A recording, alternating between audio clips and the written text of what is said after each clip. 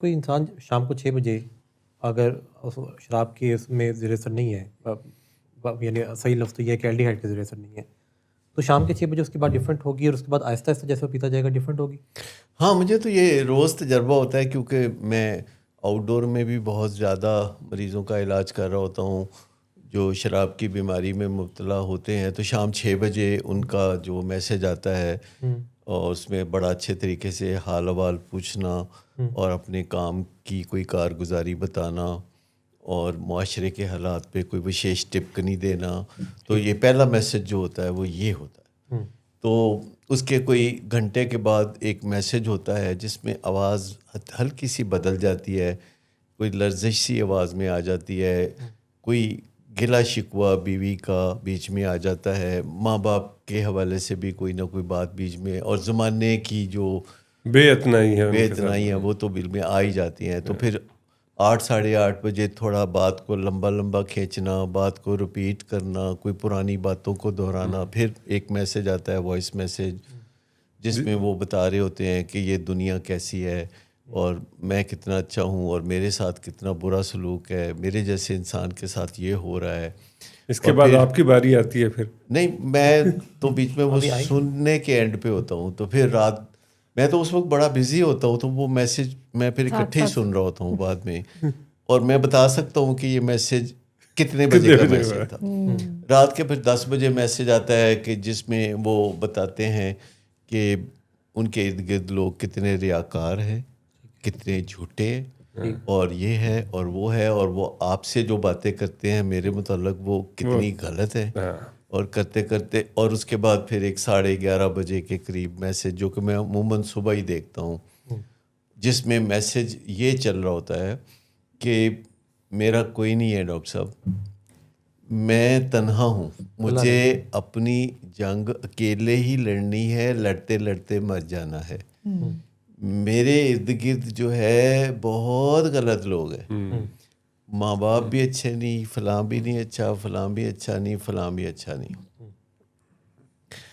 پھر مجھے یکدم اب میری طرف پلٹ کے آخر میں واپس کہ اوئے ڈاکٹر تو مجھے ٹھیک کر، خالی باتیں نہ کر، مجھے ٹھیک کر. تو پھر وہ میری طرف بھی رخ ہو جاتا ہے.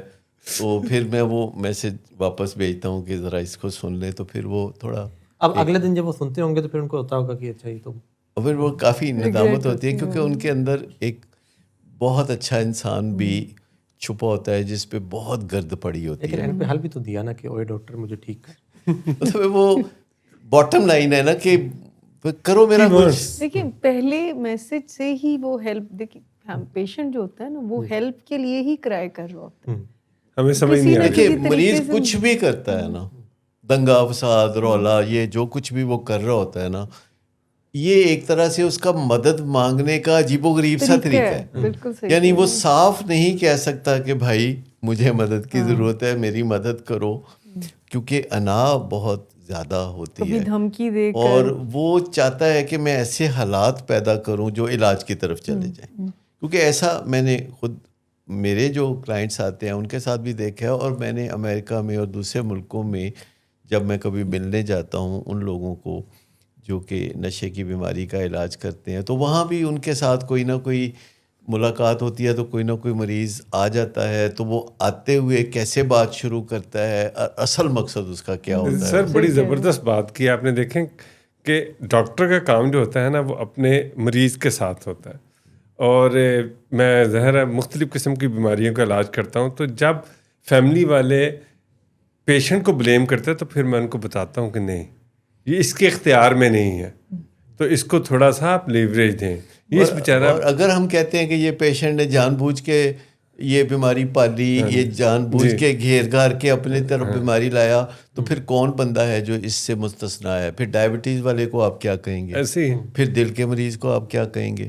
کینسر ہو رہا تھا لوگوں کو. پھر جس بھی بیماری کو آپ دیکھیں گے اس میں کہیں نہ کہیں پیچھے انسان کی اپنی کوتاہیاں، کمزوریاں تو کار فرما ہوتی ہیں، لیکن اس کے بھی پیچھے ایک جینیٹک کوڈ ہوتا ہے جو کہ لازم نہیں کہ اوبر کے سامنے آئے. آپ چاہیں تو بہت آسانی سے اپنے لائف سٹائل کو بہتر بنا کے اپنی جینز کو شکست دے سکتے ہیں.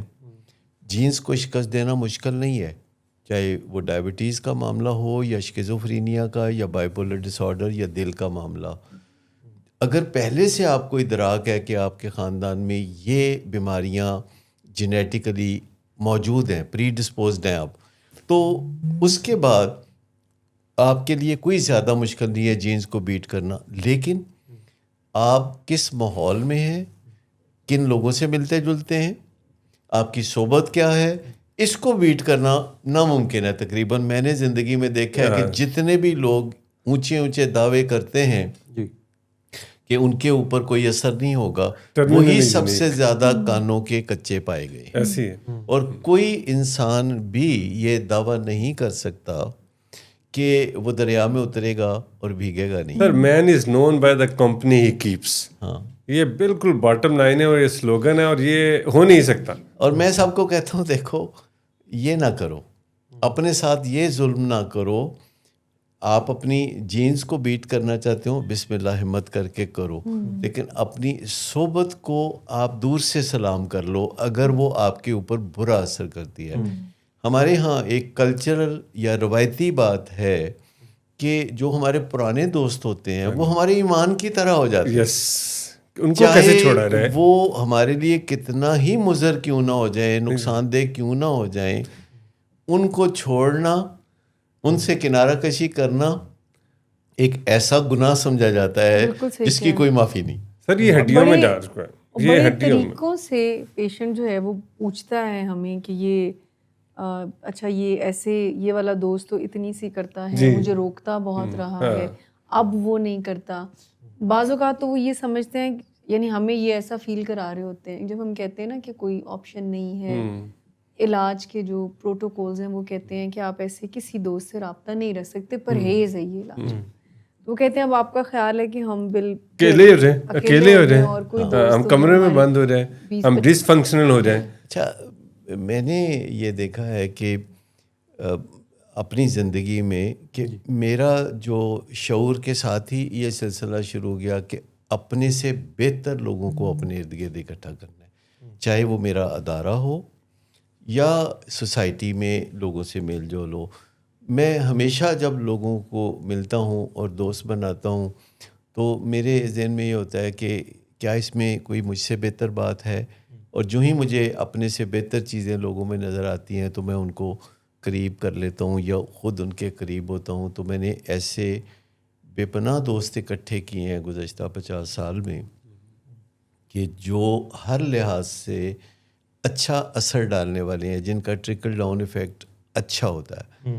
اور آہستہ آہستہ جو پرانے دوست تھے سب کو میں نے خیر بات کہہ دیا ہے. شروع میں بڑا گلٹی بھی محسوس ہوتا تھا، بعض اوقات کئی پرانے دوست اکٹھے ہو کے میرا گھیراؤ بھی کر لیتے تھے تو میں ان سے معذرت کر لیتا تھا، معافی مانگ لیتا تھا کہ میں آپ کو نہیں بلیم کر رہا، میری کوئی ذاتی پرسنل ضرورت ہے کہ میں اپنے آپ کو جو ہے آپ لوگوں سے ذرا الگ تھلگ رکھوں.